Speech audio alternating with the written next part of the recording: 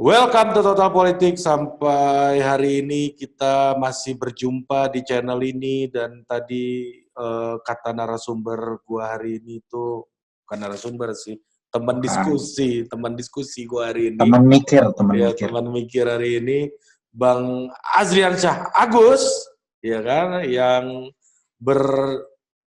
berdialektika mengenai Amerika biasanya gitu. Dan dia agak terkejut melihat progres dari channel Total Politik, makin banyak yang subscribe, like, share, and comment. Walaupun yang paling banyak itu kebetulan aja tuh video satu, videonya Mas Priyo itu, potongan dari live kita di Trio Tengah Malam. Jadi rame dan makin rame juga yang datang ke sini. Kita bersyukur aja lah.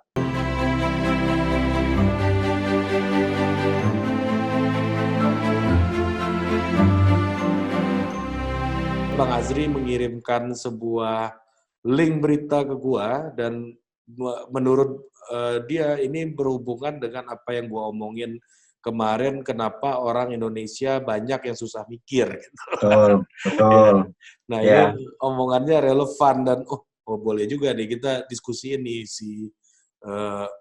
dari artikel ini, dan yang bicara adalah Kepala Badan perencanaan pembangunan nasional gitu. Aduh, kok gua lupa padahal gua pernah kerja di sana dulu. Kayaknya kelamaan di Taman Suropati aja gua dibandingkan di kantor tuh. Jadi Kepala Bappenas mengatakan, Pak Suharso Manoarfa mengatakan ekosistem inovasi jadi kunci pertumbuhan ekonomi. Nah, gue bacain statement beliau aja ya. Sebagai langkah menuju ekonomi kita maju, yang perlu kita pastikan ekosistem inovasi dan pengetahuan. Oke. Bahwa produksi pengetahuan ini ditentukan oleh seberapa banyak suatu perekonomian juga mendedikasikan sumber dayanya untuk kegiatan riset dan inovasi. Oke. Di dalam Rencana Pembangunan Jangka Menengah Nasional (RPJMN) 2020-2024, Suharso mengungkapkan ilmu pengetahuan dan teknologi bukan ditempatkan sebagai sektor, namun menjadi landasan pembangunan nasional. Jadi kalau kita bicara soal inovasi, kita bukan hanya bicara inovasi teknologi, tapi juga inovasi pembangunan. Nah, makin rumit nih di sini nih. Menurut gua makin rumit gitu kan. Jadi makin ngejelimet nih Kepala Bappenas kita nih ngomongin soal inovasi pembangunan inovasi, ekonomi berbasis inovasi. Ya kemarin kan udah bahas ya sebenarnya bagaimana kalau kita bicara ini masalah inovasi ini masalah hilir gitu. Masalah hulunya bukan itu. Masalah hulunya adalah ketimpangan dari kecerdasan orang dalam berpikir. Gitu. Jadi ketimpangan orang dalam berpikir ini problem utamanya adalah problem kebudayaan menurut gua. Jadi inovasi itu adalah ujung dari sebuah kebudayaan yang ramah terhadap inovasi gitu. Bukan ya lu taruh duit lu banyak di satu bidang juga pasti itu akan, ya gue takutnya itu menjadi rentseker baru gitu, menjadi proyek baru. Jangan sampai nanti ada innovation gates di Indonesia gitu ya. Kasus inovasi yang bidang riset gitu menghadirkan OTT KPK gitu misalnya, karena yang dibicarakan di sini anggaran, sumber daya gitu ya. Jadi gue melihat ini sangat sempit gitu ya. Dalam hal ini ya masalah utama kita itu problem kebudayaan sih menurut gue. Karena kalau kebudayaan kita itu memang mampu generating gitu ya, menggerakkan gitu, generating the society gitu, itu bakal generating culture itu akan mendorong perubahan. Nah, ini juga berkaitan dengan omongan gue kemarin di Clubhouse, buat lulu Androider semua pasti nggak punya akses Clubhouse. Termasuk saya. Ya, Bapak kan lagi sekolah, ya kan? Omongan Bapak pasti lebih bermutu daripada orang-orang di Clubhouse, teman-teman Bapak gitu. Nah, gitu ya. Iya. Jadi ada obrolan gue sama salah satu senior lah, dia sekarang jadi juru bicara di salah satu kementerian. Ngomongin soal gerakan kiri gitu ya. Ngomongin gerakan kiri, dia bilang begini, kalau kiri itu pro rakyat, kanan itu pro berjuis. Gue ketawa aja kan.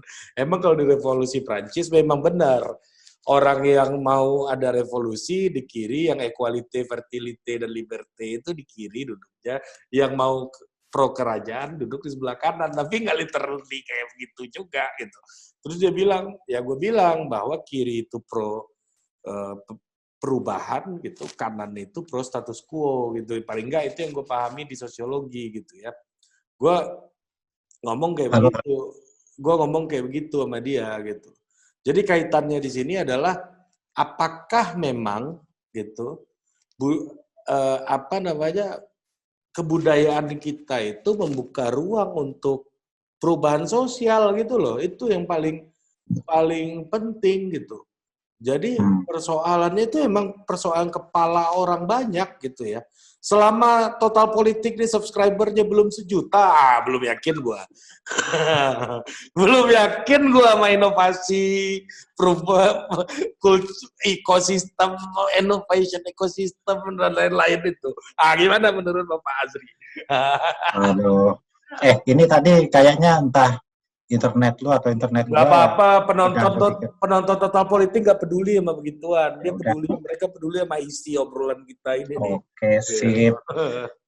Ya, jadi kalau saya itu melihat ini menarik ya. Ini tuh di satu sisi ini hal yang positif. Ya, ada karena positifnya itu adalah menteri-menteri kita itu resah. Ada keresahan dengan ilmu pengetahuan, teknologi, dan inovasi.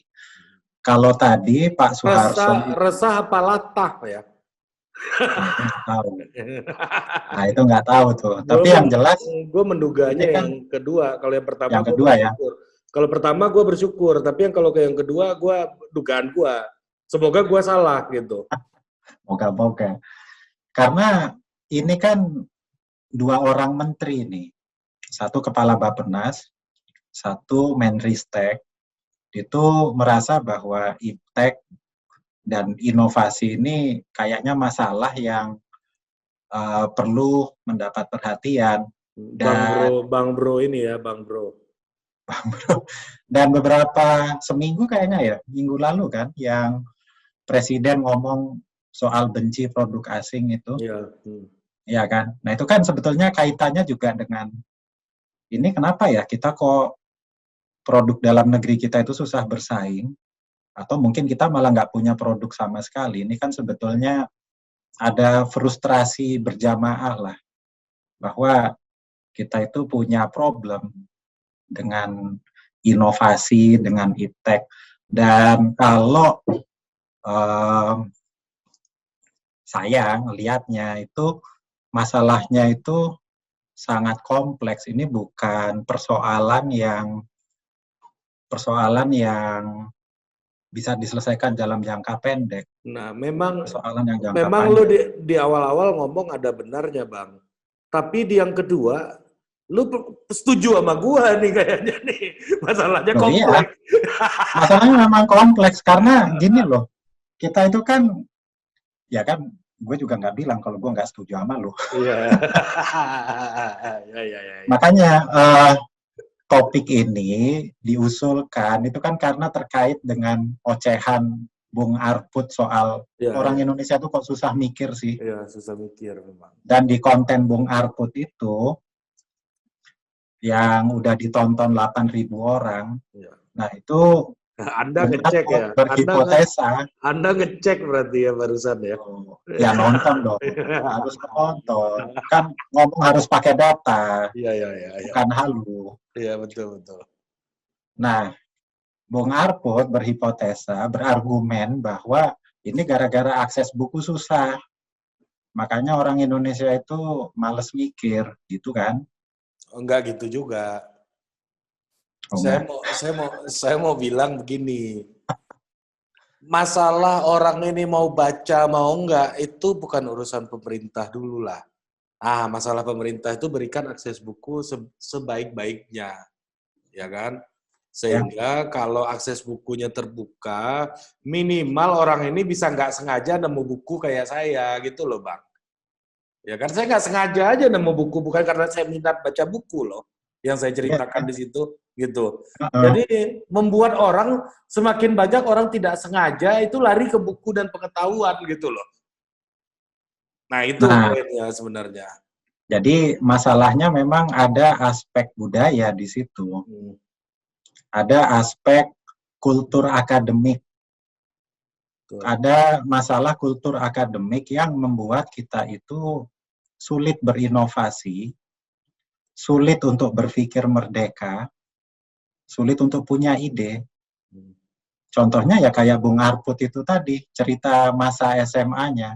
Coba, kenapa Bung Arput sampai harus lari ke perpustakaan? Karena razia rambut. Kan Karena udah ada razia rambut. ceritanya udah ada di situ. Iya kan? Iya. Karena razia rambut. Nah, lantas kenapa kok harus takut hanya karena rambutnya dipotong? Karena malu. Malu, iya. Malu. Nah, itulah kultur pendidikan kita. Iya, boleh. Cara membacanya oke deh, oke. Kultur pendidikan kita itu adalah kultur mempermalukan orang. Betul. Bukan kultur untuk menghargai, anak ini itu idenya bagus. To empower gitu harusnya kan. Betul. Anak ini nalar kritisnya itu bagus banget, harus saya dukung. Enggak, kultur kita itu adalah kultur yang kalau bisa kita permalukan aja orang yang berbeda ini rame-rame di depan publik. Salah satu contohnya ya razia rambut ala Bung Ari Putra tadi, atau contoh yang lain, ini ada teman saya nulis tentang bagaimana, nggak tahu ya zaman sekarang gimana, tapi zaman Orde Baru dan saya mengalami, masih SD waktu itu. Anda sudah tua berarti, Pak. Ya, kuliah aja angkatan 2004. Masih ngalamin lah. SD itu masih kurikulum 94. Nah, SD itu masih sempat ngalamin kurikulum 94. Itu adalah masa-masa ketika hari-hari pembagian rapot itu adalah hari yang mengerikan. Kenapa mengerikan? Karena ketika pembagian rapot, orang tua itu kan dipanggil ke sekolah. Disuruh duduk di kelas, di meja dan kursi tempat anak-anaknya duduk sehari-hari. Terus nanti wali kelas itu menyampaikan tentang ini ya rata-rata nilai satu kelas sekian. Dan kadang-kadang nih kejamnya itu adalah orang tua yang anaknya ranking 1, 2, 3, nah itu dipanggil duluan tuh. Terus dikasih rapotnya, selamat ya Pak, selamat ya Bu, anaknya pintar sekali. Terus nanti yang terakhir dipanggil, itu adalah orang tua yang anaknya rankingnya paling rendah. Saya itu. Dan di mana juara kelas saya sekarang? Kayaknya hidupnya nggak lebih baik daripada saya. Nah, itu sistem, itu bukan gurunya yang salah. Betul. Bukan kepala sekolahnya yang salah. Tetapi itu adalah suatu sistem besar yang di luar kesadaran dari wali kelas, di luar kesadaran dari kepala sekolah, bahwa kita ciptakan sistem yang mempermalukan orang, supaya orang yang berbeda, supaya anak dan wali murid, anak dan orang tua yang tidak bisa konform. Bung Arput kan sosiologi, pasti tahu teori konformitas kan. Orang-orang yang tidak bisa konform dengan lingkungan, dengan sistem yang ada, itu merasa malu. Sehingga dia terpaksa harus ikut ke dalam sistem itu. Kita harus baris sebelum masuk ke kelas. Terus nanti dicek, ini kaos kakinya udah sama belum? Kukunya udah dipotong belum? Iya. Rambutnya udah dicukur belum? Nah, ini pengalaman pribadi nih. Iya, sama kayak masuk sekolah di Sumatera Barat di masa itu. Gue oke lah berjilbab segala macam, itu bagian dari budaya Sumatera Barat, gue terima lah gitu. Ya berpakaian Muslim gitu, gue terima lah. Ya. Tapi orang masuk sekolah harus dites baca Al-Quran, ini yang jadi masalah nih buat gue nih. Orang kalau nggak bisa baca Quran, ya lu ajarin dong biar bisa. Iya. Kenapa lu tolak dia bersekolah di Iya. situ gitu.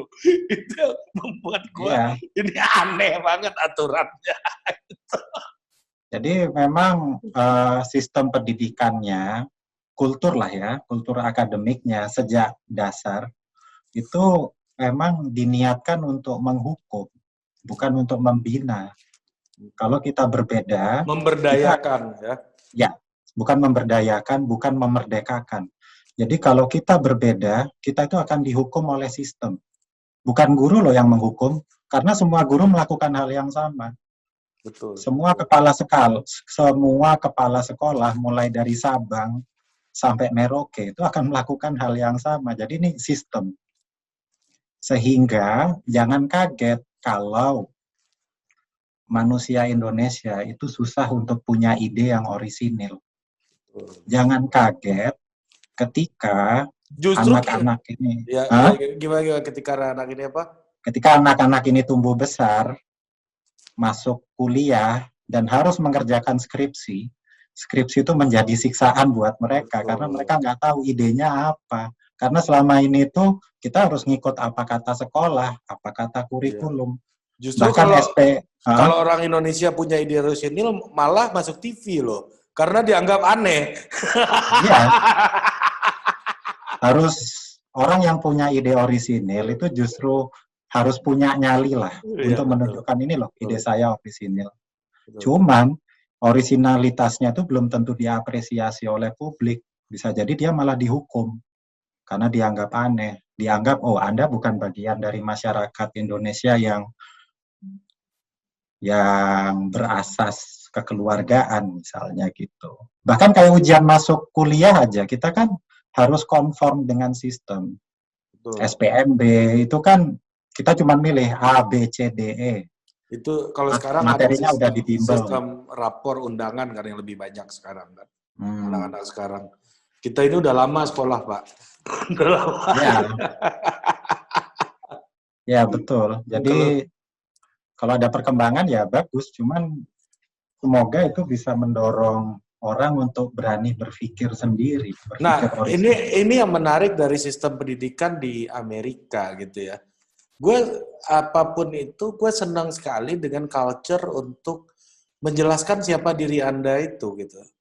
Statement of purpose gitu. Jadi dia diajarkan untuk menceritakan dirinya gitu.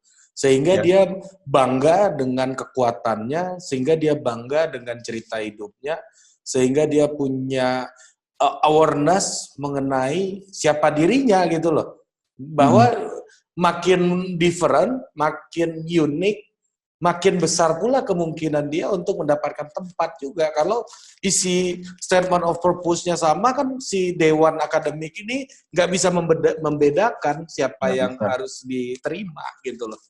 Ya, padahal dalam ilmu pengetahuan itu kan bisa berkembang itu kalau ada dialektika kan. Dan dialektika itu baru bisa terjadi ketika ada tesa dan antitesa. Nah, kalau orisinalitas itu nggak ada, semuanya itu tesa semua atau antitesa semua, gimana mau berdialektika? Nggak bisa. Itu baru dari aspek tradisi akademik loh ya. Bagaimana aspek tradisi akademik itu berpengaruh terhadap minimnya inovasi. Kita belum bicara soal basic science misalnya. Persepsi orang Indonesia terhadap ilmu-ilmu dasar itu kan nggak positif. Betul. Siapa orang, ya kayak Valdo Maldini misalnya, ngambil fisika, itu emang dia pengen ngambil fisika, atau hasilnya... atau hasil ujiannya terpaksa saya masuk fisika. Tadinya pengen masuk teknik. Iya, dia ambil fisika karena mau aman UI, terus ternyata keterima, dia nggak lanjutin tes ITB. Nah, itu sebenarnya dia tuh. Karena secure, pengen Iya, aman kan. pengen Atau aman. orang ngambil ilmu sosial, itu kan persepsinya masih, wah, belajar sosiologi itu nanti jadi apa, belajar ilmu politik itu nanti jadi apa, belajar antropologi nanti jadi apa. Iya, Orang belajar biologi itu juga masih digugat kan, iya. oh nanti Nggak, lulus jadi guru bimbel. mm-mm. Padahal kalau kita belajar bagaimana Inggris itu bisa jadi negara industri, bagaimana revolusi industri itu bisa terjadi di Inggris, bagaimana Perancis itu bisa maju industrinya, dan bagaimana Prusia, belum jadi Jerman ya, waktu itu masih Prusia, itu bisa catch up, bisa mengejar ketertinggalan industrinya dari Inggris, itu karena basic science-nya itu kuat. Iya, betul. Kenapa basic science itu penting? Ini kalau kata orang sejarah ekonomi ya, sejarawan ekonomi, basic science yang kuat itu akan mengurangi biaya untuk penemuan-penemuan teknologi yang baru. Dengan adanya rumus-rumus fisika atau logika-logika matematika, itu membuat cara untuk menemukan teknologi yang baru itu jadi jauh lebih mudah. Karena misalnya Thomas Alva Edison, itu kan dia perlu berapa kali percobaan sampai dia bisa menemukan lampu. Karena dia belum tahu basic science-nya apa. Jadi ketika lampu yang dia temukan itu bisa nyala, itu ya kebetulan aja, serendipity. Ya, Tapi ketika basic science-nya itu dia udah punya, oh ternyata di fisika itu arus listrik itu begini. Dia cukup satu kali percobaan langsung jadi itu lampu. cost-nya jadi turun. Cost-nya jadi turun. Nah ini loh yang kita di Indonesia itu kan ngelihat N250, ngelihat CN235 itu terpesona atau sangat kagum karena oh ini barangnya udah jadi. Tapi kita kan nggak melihat teori-teori fisika di balik itu, teori-teori matematika di balik itu yang membuat hanya cukup sekian percobaan aja teknologi ini bisa ditemukan. Kita hanya ngelihat barang jadinya aja, tapi bahan bakunya kita nggak lihat. Iya, iya, iya. Nggak ada kayak kesadaran gitu untuk melihat proses ya. Betul, Dia maunya cepat, maunya cepat dan sangat pragmatis gitu ya. sangat Dengan pragmatis. cara mempermalukan orang itu kan sangat pragmatis. Ya, gue mau cerita nih masa SMA gue yang nggak banyak diceritain, gue ceritain di mana-mana ya. Gue tuh dulu anak band, Bang. Ya, anak band gue mau main musik. Dan passion gue memang main musik dari dulu. Nilai gue tuh yang bagus cuma kesenian, yang 90 cuma kesenian doang. Jadi waktu SMA kayak begitu, dan gue bilang ke emak gue mau kuliah apa. Ya, gue mau kuliah musik, karena gue pengen jadi musician. Dan gue bilang itu, keluarga besar gue mencemooh, bilang, alah nggak mungkin lo bisa jadi Ariel, katanya. Ariel Zaman tuh Ariel ya. satu dari 1000. Ya kalau sih mau aja punya skill kayak Ariel ya. Tapi ya berat. Skill apa itu? Skill Nyanyi. nyanyi dong, Oh jangan iya, yang iya. lain dong. Nah jadi agak ya memang begitu, karena orientasinya juga melihat lu mau jadi apa, dan itu juga gue alami gitu ya dulu ya. Dan tapi to some extent gue merasa keterlibatan gue menjadi seorang musisi itu, gue dulu pemain bass di Bukit Tinggi itu gak pemain bass ini Bang, gak pemain bass main-main ya. Maksud gue serius loh jadi musisi dulu. Gue dan gue memang belajar main bass yang benar, sejarah musik segala macam gue belajar yang benar dulu. Sampai gue nggak belajar apa yang dipelajari di sekolah gitu. Gitu kan. Passionnya di situ Ya, soalnya. passion gue udah nemu gitu waktu itu, dan ternyata memang itu membuat gue setelah gue lulus SMA ternyata nggak diizinin. Cut the long story short ya, mak gue bilang gini, ya udahlah, kalau lu mau sekolah apa terserah lu, tapi gue sebagai orang tua yang udah bekerja keras, apa salah gue punya harapan gitu, kata emak gue. Setelah ngajak gue bantuin dia jualan di pasar malam gitu bang, waktu itu bang. Jadi gue gak diajak jualan pasar malam, suruh jaga toko karena dia nggak setuju gue sekolah musik. Lu jaga toko di pasar malam, jaga bazar gitu. Gue nggak kuat sampai jam 2 pagi itu. Akhirnya gue sedih lihat emak gue nggak kuat kayak begini gitu. Gue mau sekolah aja.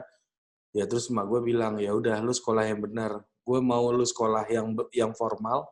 Apa salah gue punya harapan sama lu gitu. Karena gue udah lihat bagaimana orang tua gue kerja keras, akhirnya gue bisa berubah karena ada empati itu gitu, bukan karena dipaksa gitu. Gue gak bisa tuh karena watak gue tuh watak seniman kan dari zaman SMA gitu. Ada idealisme sebagai seniman gitu di kepala gue gitu. Nah akhirnya dengan empati gue tersentuh dan gue memang dengan sadar mengambil jurusan sosiologi bang. Jurusan sosiologi itu pilihan pertama gue loh.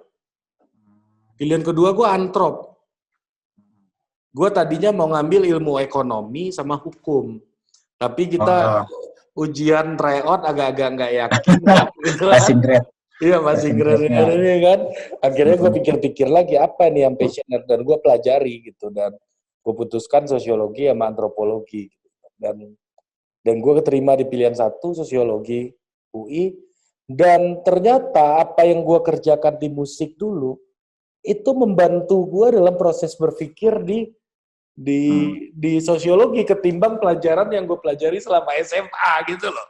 Malah yang bermusik inilah yang membantu gue. Contoh, gue di musik itu bikin aransemen lagu gitu misalnya. Gue riset tanpa gue tahu itu namanya riset ya. Gue pelajari tahun 70-an top 40-nya kayak apa, pola musiknya. Tahun 80-an kayak apa, tahun 90-an kayak apa, model liriknya kayak apa. Oh ini model lirik 80-an tuh lebih direct, 90-an lebih puitik gitu kan. Nah ini masuk lagi 2000-an mulai direct lagi, habis itu puitik lagi, ini 2021-an mulai direct lagi gitu misalnya. Itu kan pattern. Dan ternyata pola itu, gue belajar sosiologi, ini kayak gue main musik dulu. Gue membaca pattern gitu, atau lo sebut tadi critical juncture gitu misalnya. Itu kan juga di dalam musik ada critical juncture juga gitu. Gue pelajari tanpa gue menyebut itu sebagai riset atau gue menyebut itu sebagai academic activities gitu. Dan gue ngerasain itu, wah ternyata yang lebih membantu gue tuh passion gue dulu, yang mana gue bermusik itu melahirkan worldview di kepala gue, melahirkan perspektif gitu. Jadi gue terbiasa dengan, lu pasti familiar dengan istilah sociology is multiple paradigm. Ya kan? Jadi kalau dulu kita karena nggak bisa bahasa Inggris nyebutnya multiple paradigm. Itu zaman awal kuliah anak kampung, kalau anak Jakarta kan udah multiple paradigm katanya kan. Nah, tapi gue karena di musik itu gue pede aja untuk show up gitu ya, apa yang gue punya gitu. Ya itu membantu gue juga dalam belajar gitu akhirnya. Jadi musik itu akhirnya menjadi perspektif di kepala gue. Lu tampil itu ternyata salah pun ya nggak apa-apa, gue belajar dari salah nggak apa-apa, betul. Iya, dari kesalahan. Nah ternyata bikin komposisi lagu ketika lu mau main musik itu butuh riset yang gue nggak tahu itu namanya riset, liriknya kayak gimana, musiknya kayak gimana, dan itu gue belajar akhirnya sama kawan-kawan gue yang sekolah film di Hollywood dan pernah sekolah film juga di Korea gitu ya. Ternyata film-film Korea itu dia research tuh jalan cerita segala macam gitu. Ada pattern gitu. Di sosiologi juga gitu. Ternyata belajar ilmu politik juga kayak begitu. Gitu loh. Yang bahkan sekolah gue tidak memberikan apa-apa gitu loh kalau mau jujur gitu loh. Ya itu bagus banget tuh. Jadi sebetulnya salah satu permasalahan adalah tradisi akademik kita itu tradisi yang tidak membantu kita untuk menemukan passion kita apa. Betul. Padahal sebetulnya apapun passion kita, asal nggak melanggar hukum ya. Ya Ya sebenarnya kali. jadi copet atau jadi penipu itu ya ada risetnya juga, Ya kali ada orang metodenya juga. orang lagi nyabu kan. Kenapa lo nyabu passion, Pak? Kan nggak mungkin, Pak. Kan ada yang kayak gitu. Ada salah satu tokoh nyabu alasannya, oh ini supaya saya bisa nulis. Ya kan? Senior lo itu. Nah ya itu. Jadi sebetulnya passion itu harus didukung, apa ya namanya orang masih remaja, masih anak-anak ya, itu kan masih nggak tahu mau kemana. Dan gue bukan dari keluarga yang punya, orang tua gue orang pasar dua-duanya, not educated gitu loh. Itu loh maksud gue nggak punya arah juga di rumah. Orang tua gue puas kok kalau gue misalnya sekarang jadi pegawai di sebuah korporasi, menjadi supervisor, menjadi teller bank gitu. Pasti dia udah puas aja gitu. Bukan gue bilang teller bank dan supervisor ini jelek ya, bukan gitu. Tapi ini tahapan menuju, ada orang yang sampai situ aja udah selesai karirnya gitu. Tapi gue kan berpikir ada lanjutannya lagi gitu loh Bang, maksud gue Bang. Ya, jadi sebetulnya yang seharusnya diberikan itu adalah karakter untuk ingin terus maju, tapi orisinil. Maksudnya orisinil itu ya, kalau kita punya ide, walaupun ide kita itu jelek, ya nggak apa-apa. Karena toh ide itu akan berkembang kan. Jadi kalau misalnya sekarang muncul di YouTube gitu, diwawancara, aduh kok wawancaranya jelek banget, yang nonton kok dikit banget, ya nggak apa-apa, namanya juga baru pertama. Sama kayak Ari Putra manggung sebagai basis, terus mainnya banyak yang salah, ya nggak apa-apa, itu kan baru penampilan pertama, nanti besok-besok belajar dari kesalahan Nah, itu, itu lebih kultur yang baik kayak, kultur lagi. itu harusnya ada di dunia akademik kan. Tapi gue Betul. menemukannya di dunia musik malah gitu. Nah ya Malah itu, gue menemukannya di tempat lain. Yang ya. dimana negara udah invest banyak di sekolah gitu ya. Yang mana itu harusnya tempat orang menemukan hal yang gue temukan di jalanan ini gitu loh. Ya itu. Ya karakter sih, karakternya itu harus, itu yang sekolah sebaiknya investasinya lebih ke situ. Karena kan budaya, karakter itu kan saling terkait. Bukan semata-mata kognitifnya aja, bukan kalau ditanya Indonesia ada berapa provinsi, bisa jawab. 5 nama-nama ikan gitu. Nama-nama nama-nama ikan, atau wah kalau dulu tuh nama menteri harus dihafalin Iya. tuh. Airpool. RPUL, RPA, ya kayak gitu-gitu loh. Nah, jadi inovasi itu kembali ke karakter orangnya, dan itu bukan hal yang bisa diselesaikan dalam 1 atau 2 periode kepresidenan, itu panjang. Dan karena itu panjang, investasi negara untuk membangun inovasi itu ya harus dialokasikan ke tempat yang tepat. Nah ini menarik, kenapa kok yang berbicara soal ini tuh kok cuman Menristek sama Kepala Bappenas. Padahal kita itu nggak mungkin bisa berinovasi kalau pendidikannya itu nggak dilibatkan juga gitu.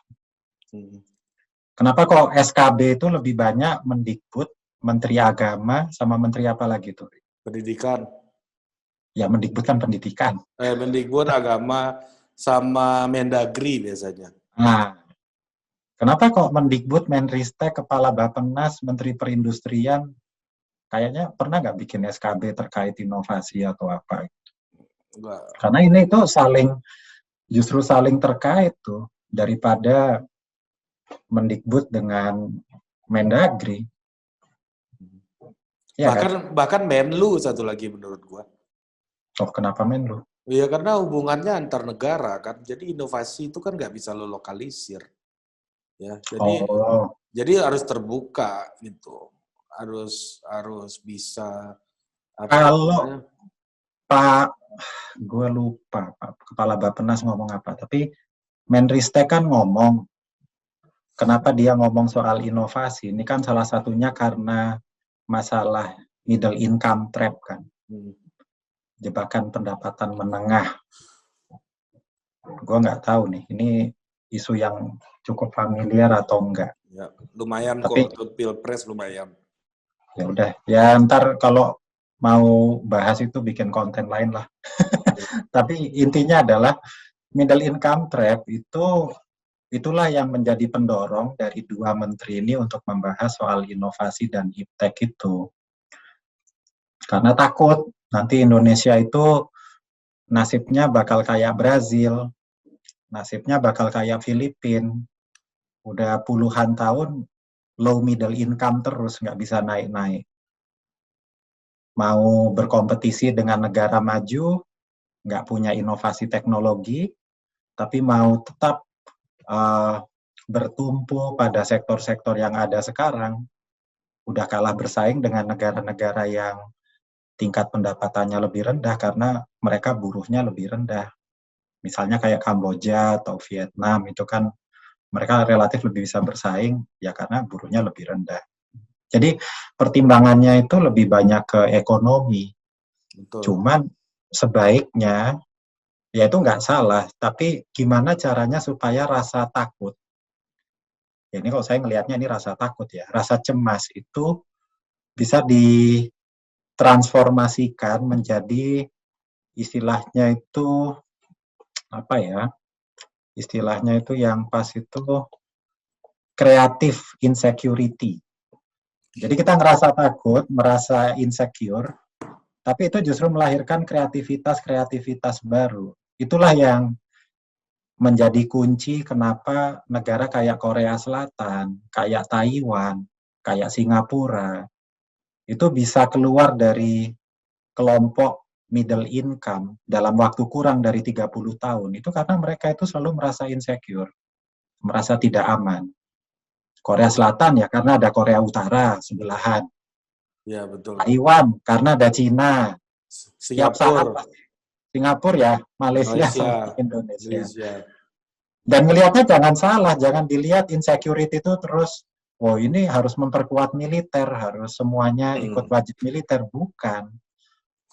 Tapi rasa keterancaman itu justru memicu orang untuk berinovasi, untuk melihat kembali apa nih yang dari sistem yang ada di negara kita, itu yang perlu diperbaiki supaya kita bisa berinovasi itu apa. Bahkan Korea Selatan itu tahun 50-an tuh masih masuk salah satu negara termiskin kan? Oh, masih gimana mau nggak termiskin habis perang? Iya. Jadi dubes di Seoul kayak Pak Sarwo Edi tahun 73 itu ya bukan pos yang menyenangkan. Yang mewah itu. Dubes Indonesia di Seoul itu bukan pos mewah itu, karena ini negara habis perang, bukan tempat yang menarik. Sama kayak jadi dubes di Bonn tahun 47 itu bukan tempat mewah, habis atau perang. Di Kosovo gitu ya? Ya, atau ya sekarang Damaskus misalnya, itu ya ini negara lagi perang kan gitu. Cuman Korea itu memang ajaib, Korea Selatan itu ajaib karena dalam waktu kurang dari 30 tahun mereka bisa keluar dari middle income. Padahal negara-negara lain itu lebih lama. Jepang itu 34 atau 37 tahun. Belanda yang menjajah kita itu perlu 128 tahun untuk bisa naik tingkat. Cuman trennya memang semakin lama semakin cepat. Nah, kaitannya dengan inovasi? Satu-satunya cara untuk bisa keluar dari middle income trap itu ya inovasi. Nggak ada pilihan lain. Kita harus punya teknologi sendiri. Kita harus menambah input ke produk yang kita hasilkan. Coba sekarang, Indonesia itu ekspor utamanya apa? Ini batu bara, komoditis lah. Waktu namanya masih Netherlands East Indies, ekspor utamanya apa? Rempah-rempah. Rempah-rempah udah enggak. Itu Ya, mah zaman sorry. VOC. VOC. Kalau Sindis itu ini ya pertanian lah ya. Ya, minyak, Minyak, sawit juga udah, sawit, karet, teh, kopi. kopi ya, tanaman keras lah ya. Jadi ya perkebunan sama pertambangan, Betul. perminyakan. Jadi nggak banyak bedanya Ya, dengan sama. sekarang, sama. Betul. Gitu Sama. loh, sama. Sama, betul. Namanya aja, nama sama benderanya aja berubah, tapi Iya. struktur Ekonomi. ekonominya itu, struktur ekspor ya, struktur ekspornya itu sama. Kita itu baru sempat berubah struktur industri kita itu sebelum krisis 97. Itu manufakturnya hidup itu. Tapi setelah krisis 97, manufaktur kita itu belum bisa balik kayak dulu lagi. Ya, dari pertumbuhan apa namanya kontribusi industri terhadap GDP itu menurun dari Turun. sekitar 29% ya menjadi 19%, 10% lah sejak tahun 2000-an gitu, 2000-an awal. Betul. Dan ini juga negara-negara kayak Vietnam dan Kamboja itulah yang mengambil ceruk industri kita yang rontok waktu krisis 97 itu. Jadi kayak pabrik sepatu, garment, tekstil yang labor intensif, industri-industri padat karya. Nah, itu pada pindah ke sana karena buruhnya lebih murah. Vietnam gitu ya. Vietnam. Itu ya, Vietnam itu. Nah, inilah perlunya melihat tetangga sebelah. Perlunya memahami Asia Tenggara. Jangan kaget kalau misalnya nanti 15 tahun lagi, Vietnam itu income-nya lebih tinggi dari kita.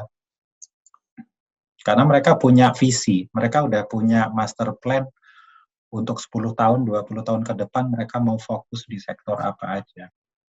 Kayak gitu. Kalau sekarang kan kita masih kaget sama sepak bolanya aja kan. Sama Ya, Park Hang-seo. jago banget ya. Ya, bisa Piala Asia sampai apa tuh, semifinal apa perempat final. Perempat final. Nah, terus tim U23-nya ya kalau nggak salah itu juga prestasinya bagus.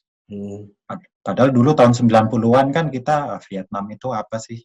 Tapi sekarang kita kan kaget. Nah, ini baru sepak bolanya aja nih. Ntar 15-20 tahun lagi ekonominya yang bakal. Padahal abis hancur tuh negara ya, dihantam Amerika, perang sama Amerika dulu. Walaupun Vietnam yang menang ya. Kalau kata orang, ya kalau kata sejarah, walaupun di film Rambo dibilang Amerika yang menang.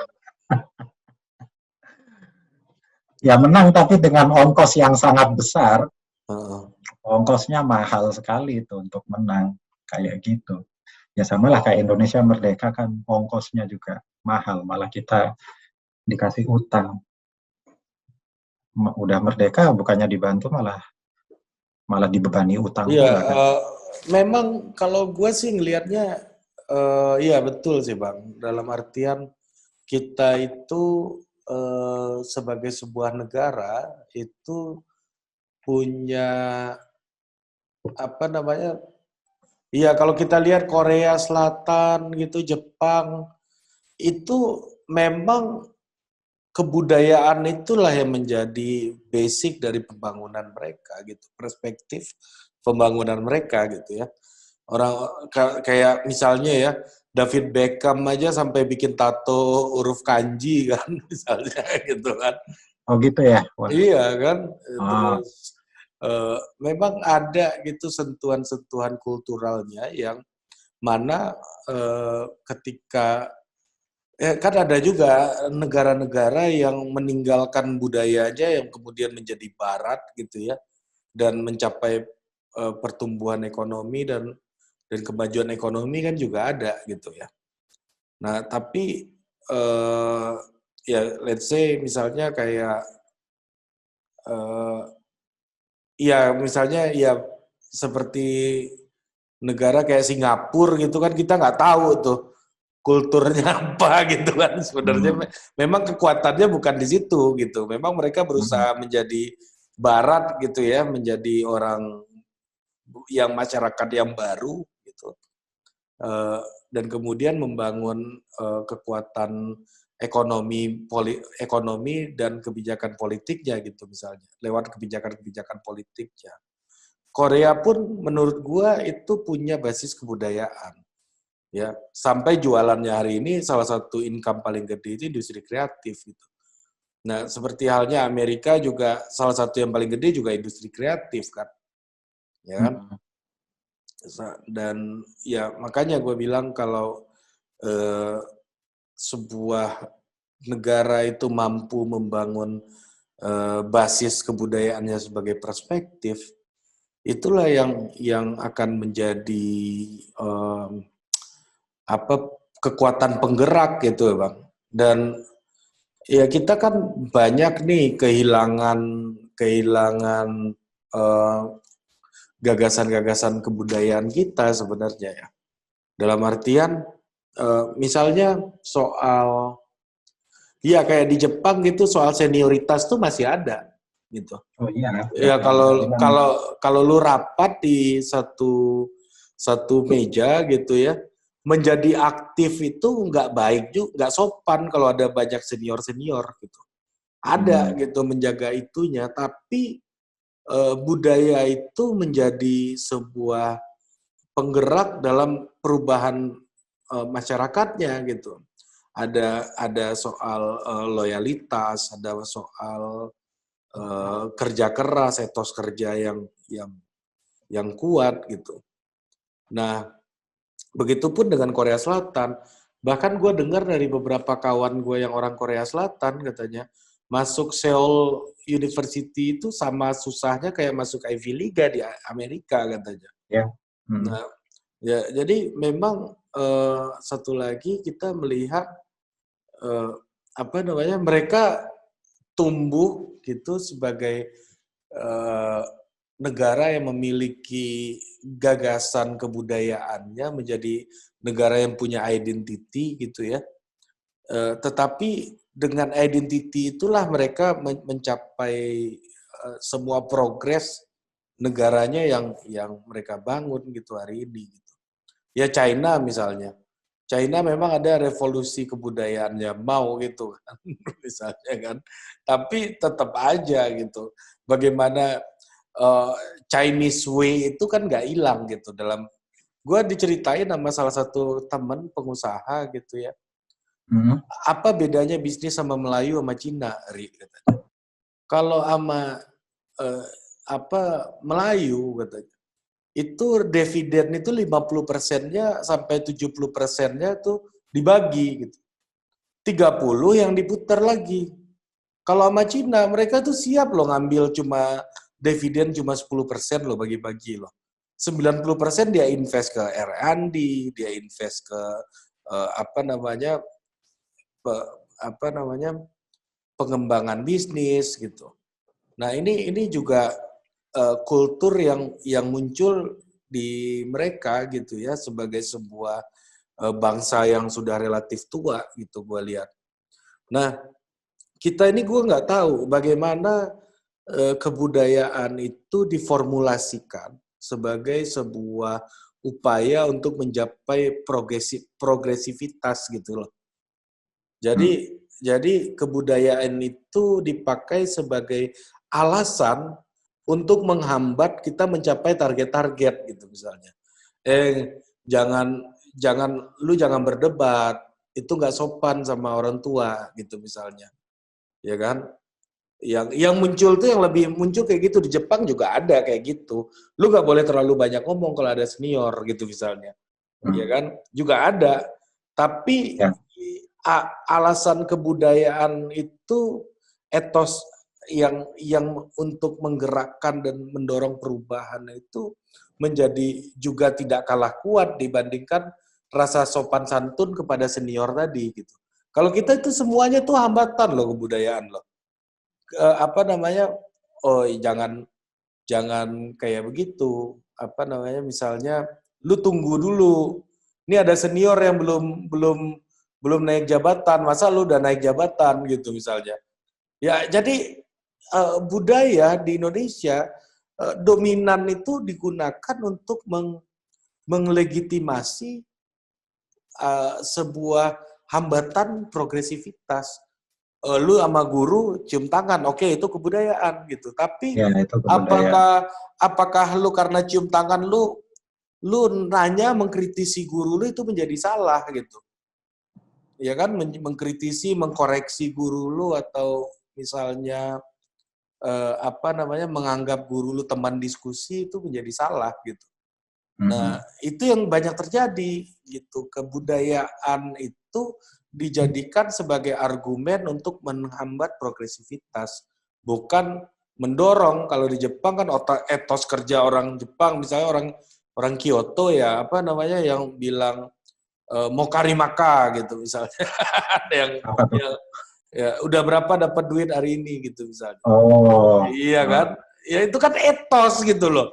Lu kalau ya lumayan lah gitu kan, gue udah kerja dari pagi nih lumayan gitu, itu etos gitu. Maksud gue ada value di situ yang juga menjadi backbone dari progresivitas, nggak hanya menjadi hambatan dari progresivitas.